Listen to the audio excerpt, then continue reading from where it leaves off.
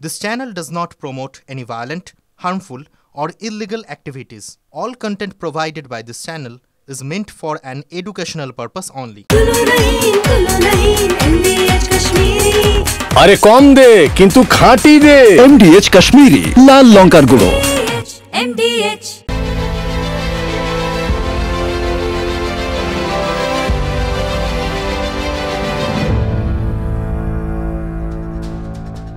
এখন দেখছেন ঠোঁটকাটা স্পেশাল। প্রথমেই তাকাবেন আমাদের বিগ বলের দিকে। Top 10 breaking. যুদ্ধের দ্বাদশীতে সংঘর্ষ বিরতি প্রস্তাব আমেরিকার। ডোনাল্ড ট্রাম্প সংঘর্ষ বিরতির প্রস্তাব দিয়েছেন, কিন্তু তারপরে ছন্দপতন হয়েছে। দেখুন, 2 যুদ্ধবিরতি ভঙ্গে ক্ষুব্ধ ট্রাম্প। ইরান এই প্রস্তাবে 4 ঘন্টার মধ্যে ইসরায়েলে ফের মিসাইল পাঠিয়েছিল। 3 ইরান ইসরায়েল দুপক্ষকেই দোষারোপ ট্রাম্পের। 4 যুদ্ধবিরতি ভাঙা মস্ত বড় ভুল মন্তব্য করেছেন ডোনাল্ড ট্রাম্প।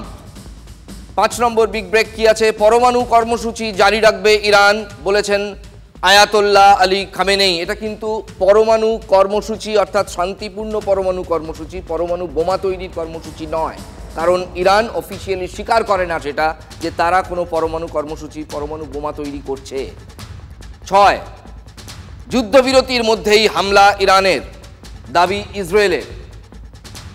7 নম্বর বিগ ব্রেক, ইসরায়েলকে যুদ্ধ বিমান ফেরানোর পরামর্শ ট্রাম্পের। অর্থাৎ ইরান হামলা চালানোর পর খানিকক্ষণ চিন্তাভাবনা করেই ইসরায়েলের দিক থেকেও কিন্তু যুদ্ধ বিমান উড়ে গিয়েছিল, মাঝপথে বেশিরভাগ ফিরে আসে। 8 নম্বর বিগ ব্রেকে দেখাবো সেটা। 36টা যুদ্ধ বিমান পাঠিয়েও, ফাইটার জেট পাঠিয়েও 4টি থেকে ঈষৎ প্রত্যাঘাত, তারপরে তারা ফিরে এসেছে। 9 নম্বর মিসাইলের অফুরন্ত ভান্ডার, ভিডিও প্রকাশ করেছে ইরান। ইরান একটি ভিডিও প্রকাশ করেছে যেখানে সারি সারি মিসাইল, মানে তাক লাগিয়ে দেওয়ার মতো, গোটা বিশ্বকে একটা বার্তা ইরানের তরফে। 10 নম্বর বিশ্ববাজারে কমলো অপরিশোধিত তেলের দাম। যেটা মনে করা হচ্ছিল যুদ্ধের শুরুর দিকে, কিন্তু অপরিশোধিত তেলের দাম চড়চড় করে বেড়ে গিয়েছিল, কিন্তু যুদ্ধের একাদশী এবং দ্বাদশী অর্থাৎ 11th এবং 12th ডেতে 2 দিন মিলিয়ে, কাল এবং আজ মিলিয়ে মোট 11% দাম কমেছে বিশ্ববাজারে ক্রুড অয়েলের।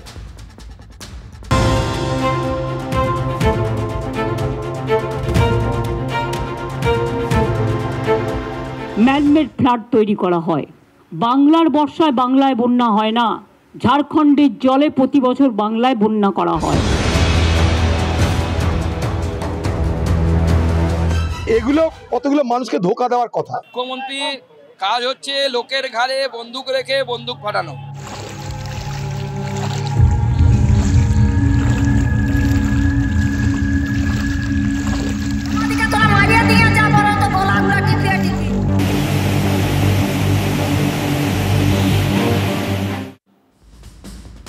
বন্যার ঘোলা জলে আরও একবার বাংলা রাজনীতি, বাংলার রাজনীতি। Man-made flood.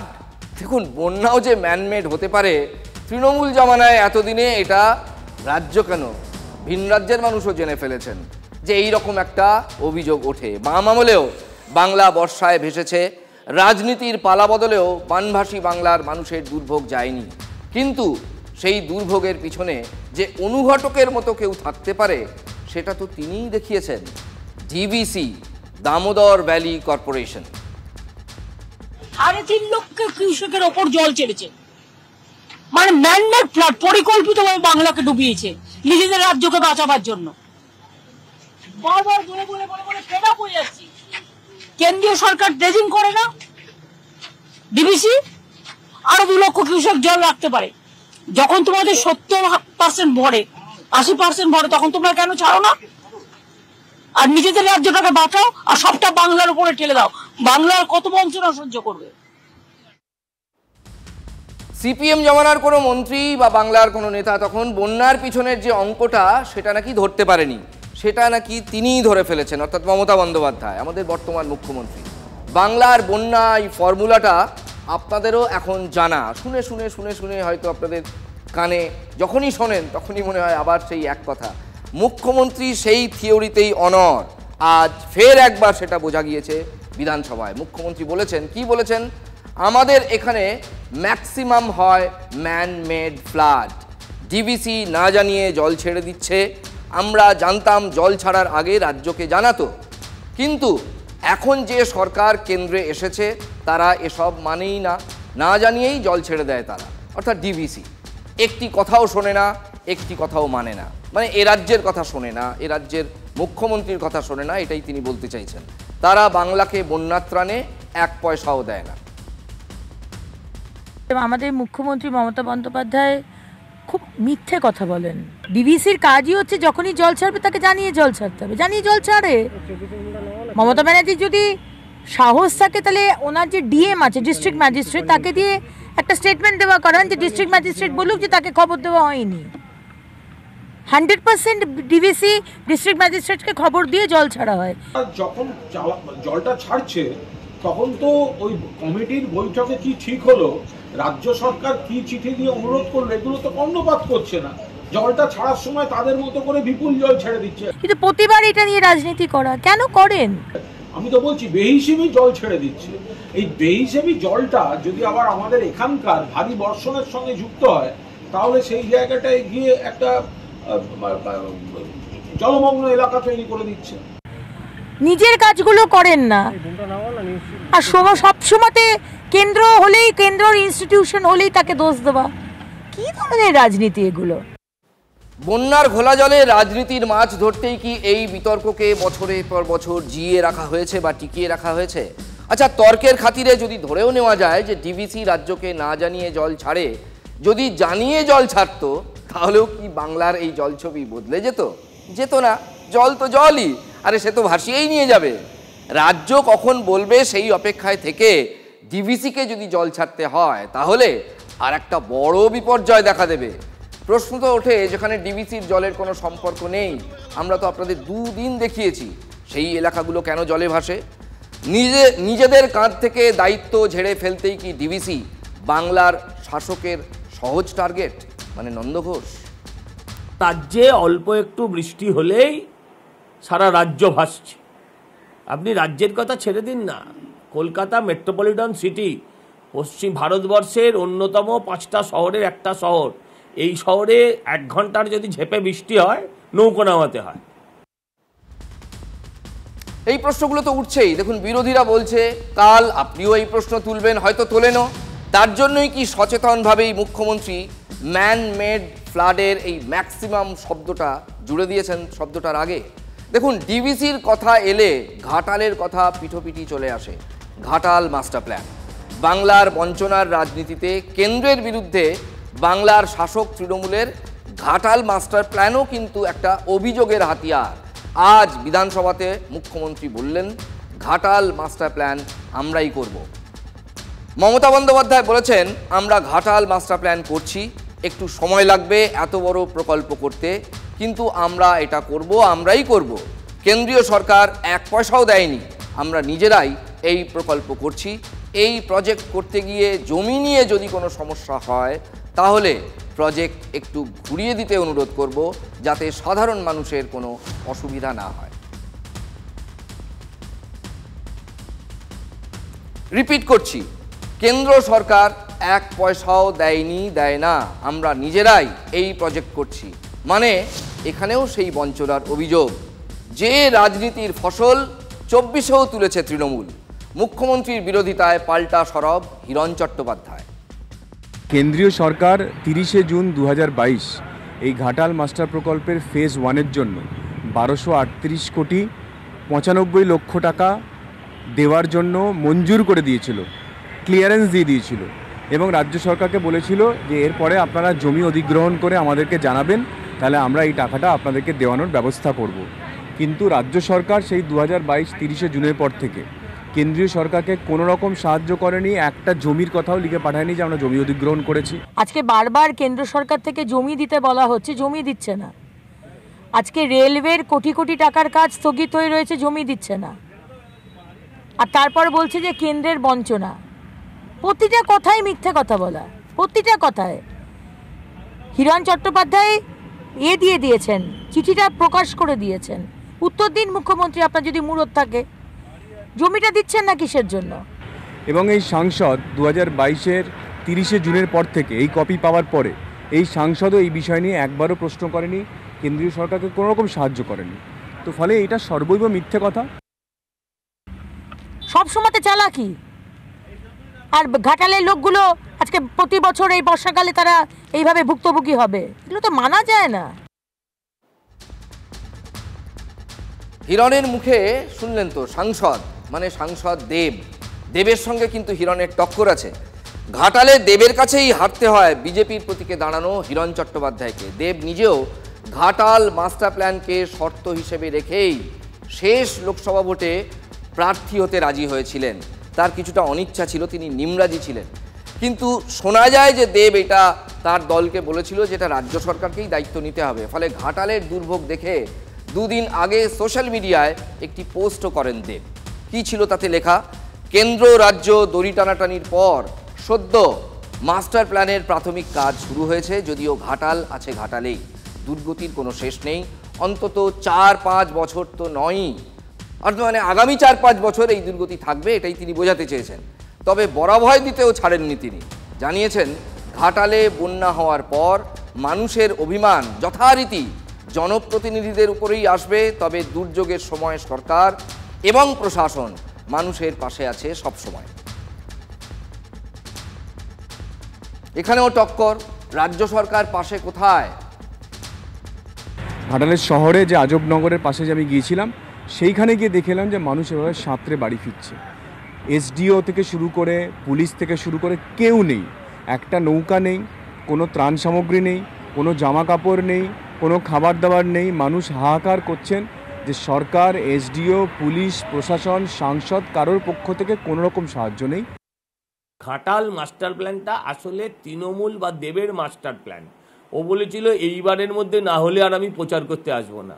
ও সামনে 4 বছর বাদে ওর রাজনৈতিক অস্তিত্ব বলে কিছু থাকবে না, হ্যাঁ, আর ওর প্রচার করারও কোনো জায়গা নেই। ও প্রচারই করবে, ওর দলই থাকবে না, তো প্রচার করবে কার হয়ে? দেব তো ডুবুরি নয় যে জলে ডুবে গিয়ে ডুবুরির মুখোশ পরে একজনকে বাড়ি থেকে বার করে আনবে, এগুলো কোনো কাজের কথা নয়। দেব একজন সাংসদ, তিনি ঘাটাল মাস্টার প্ল্যানের জন্য বারবার বলেছেন কেন্দ্র বঞ্চনা করছে। লোকসভা ভোটের প্রচারে অভিষেক বন্দ্যোপাধ্যায় ঘাটালে গিয়ে বলেছিলেন যে আগামীবার বন্যার সময় ঘাটাল মাস্টার প্ল্যান কমপ্লিট হয়ে যাবে, বন্যাতে ঘাটালবাসী কোনো দুঃখ দুর্দশার সম্মুখীন হতে হবেন না।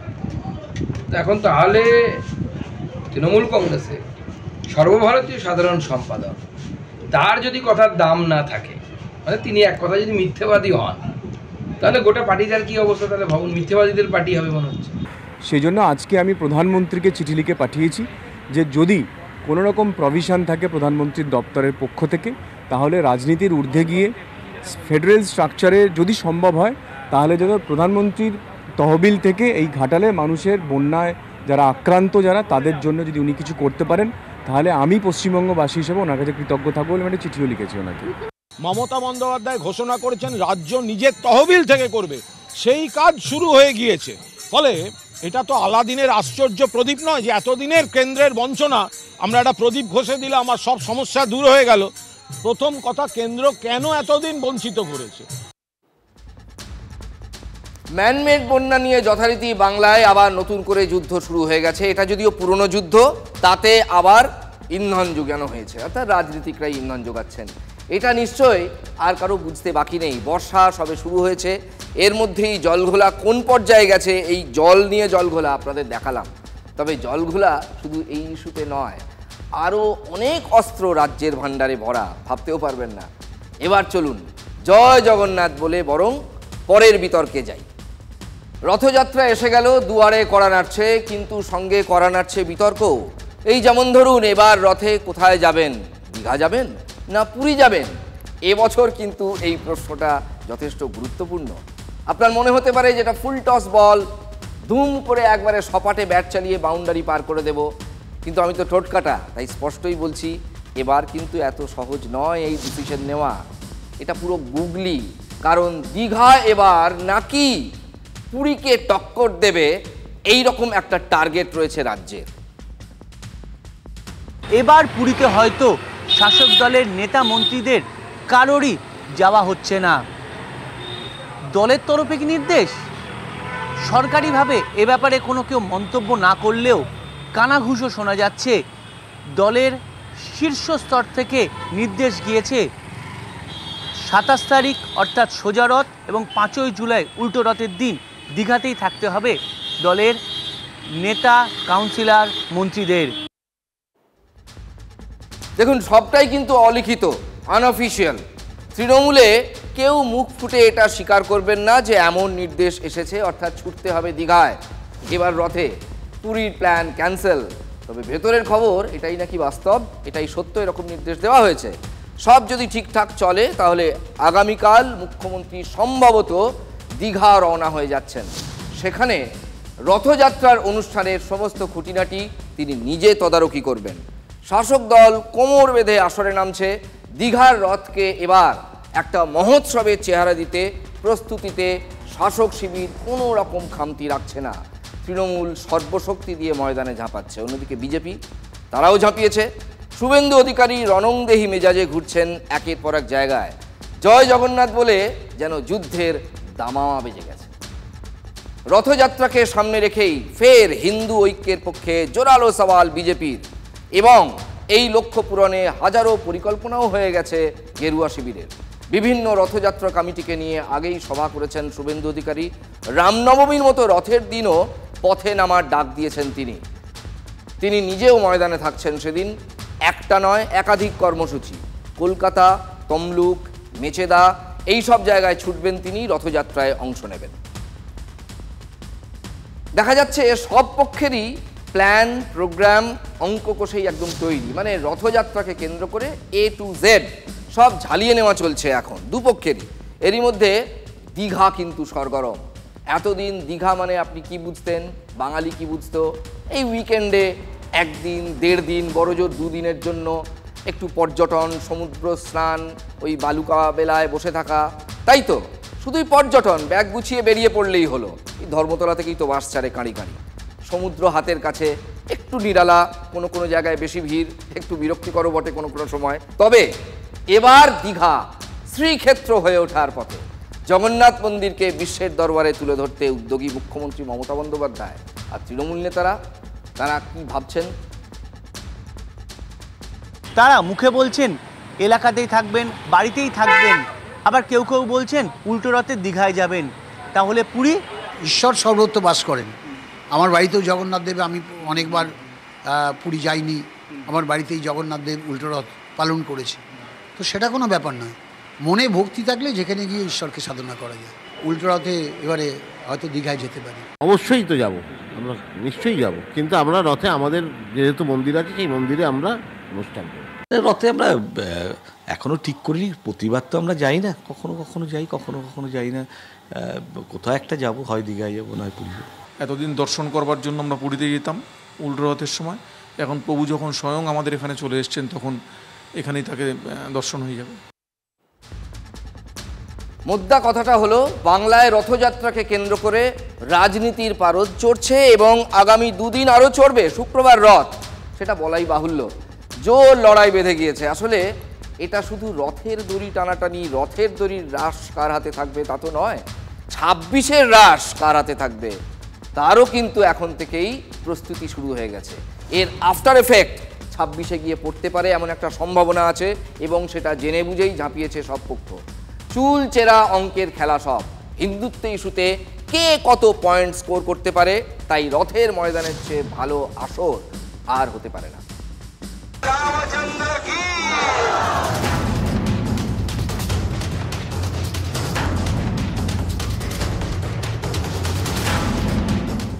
রামনবমীর মতো তাকত দেখান হিন্দুরা, ভরিয়ে দিন রাস্তা, সাজিয়ে দিন রাস্তা,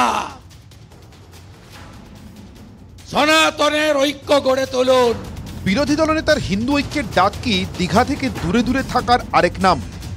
জগন্নাথ মন্দিরের উদ্বোধনের পর থেকে দিলীপ ঘোষ ছাড়া পদ্ম শিবিরের কেউই বোধহয় ওই মন্দির মুখ হননি। আর এবার রথযাত্রায় এই দীঘা ইস্যুতেই তারা শাসক শিবিরকে বিঁধতে ব্যস্ত। পুরীর মন্দির এবং নেতা মন্ত্রীদের মাঝখানে দেওয়াল তৈরি করা হয়েছে, এমনই অভিযোগ তুলছে বিরোধীরা।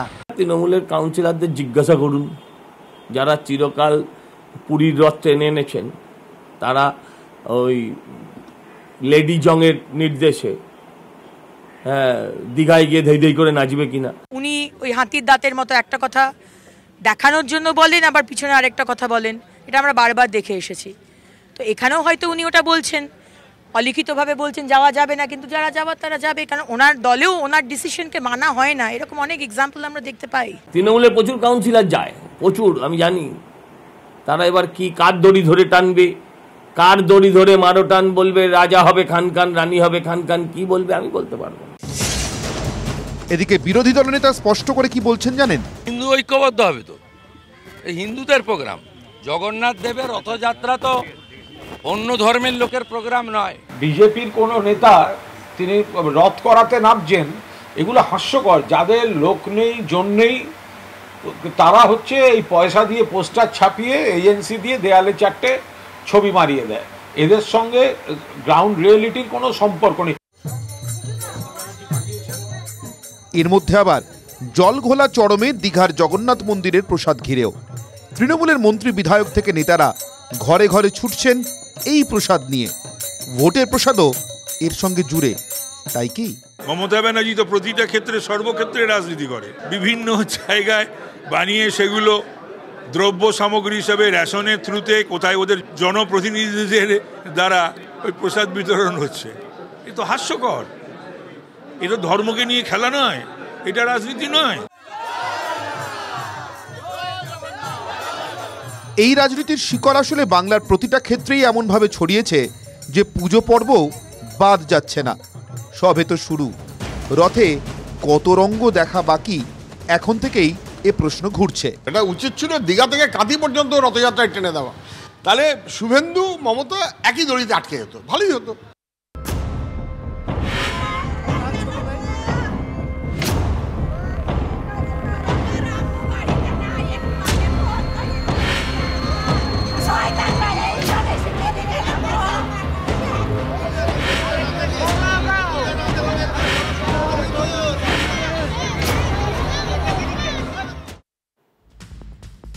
জয়ের উন্মাদনায়, মানে ভোটে জয়ের উন্মাদনায় কাল নদিয়ার কালীগঞ্জে যা ঘটে গেছে, যে মর্মান্তিক ঘটনা ঘটে গেছে, সেটা কেউ স্বপ্নেও দুঃস্বপ্নেও ভাবতে পারে না। রাজনীতি আজও সরব। বাংলার শাসক তৃণমূলকেও বলতে হচ্ছে দল না দেখে দোষীদের পিটিয়ে পিঠের চামড়া তুলে দেওয়া উচিত, কিন্তু সেটা হবে কি? আমরা যতটুকু শুনেছি 10 বছর পর এই মেয়েটি তাদের হয়েছে, সন্তান হয়েছে। কলকালি হলো, তার সারা জীবনের সবচেয়ে বড় সম্পদটা সে হারালো বিনা দোষে। কি একটা সেলিব্রেশন হচ্ছে ভোটে। এই পরিবারের কাছে কিভাবে কম্পেনসেট হবে? কোন জায়গা থেকে আরেকটা বাচ্চা মেয়ে বা ছেলে নিয়ে এসে তাদের হাতে দেওয়া হবে? খুবই দুঃখের। এটা আনন্দকে ঢেকে দিল না, ওই ব্যাঙ্গালোরের জয়ের মতন হলো। মানে এত খুশির জায়গাটা দুঃখে পরিণত হলো, এর থেকে দুঃখ কিছু হয় না। কোন দলকে আমাদের জানার দরকার নেই, মেরে পিঠের চামড়া তুলে দেওয়া উচিত। এই জিহাদি কোম্পানি তার যারা বোম মেরেছে, এটা মেনে নেওয়া যায় না যে একটা বাচ্চা মেয়ের প্রাণ চলে গেল শুধুমাত্র তার বাবা মা অন্য কোনো রাজনৈতিক দলের সমর্থন করে। সব লোকগুলো যারা কাওয়াজ করে, প্রবলেম করে, সবই যে দলের মুখ সেরকমই ভেবো না। অনেক সময় অনেক পরিস্থিতি তৈরি হয়, কিন্তু এগুলো কখনোই সমর্থনযোগ্য নয়। এগুলো কি পুলিশ মন্ত্রী এবং পুলিশেরা দেখবে না? এগুলো কন্ট্রোল করবে না? নিশ্চয়ই গাফিলতি। এগুলো নিয়ে বেরিয়েছে র্যালির মধ্যে, পুলিশ জানবে না কেন?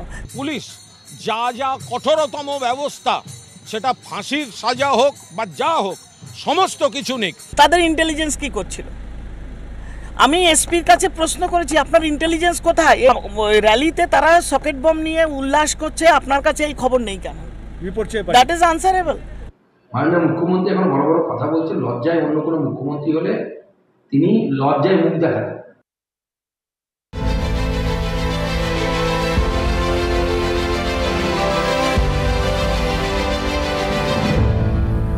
যদি MDH কিচেন কিং কিচেনে থাকি তো আমরা যা ইচ্ছে তৈরি করতে পারি। বেগুনের ভর্তা, আলু কপি, ভিন্ডি মশলা, আরো অনেক কিছু। MDH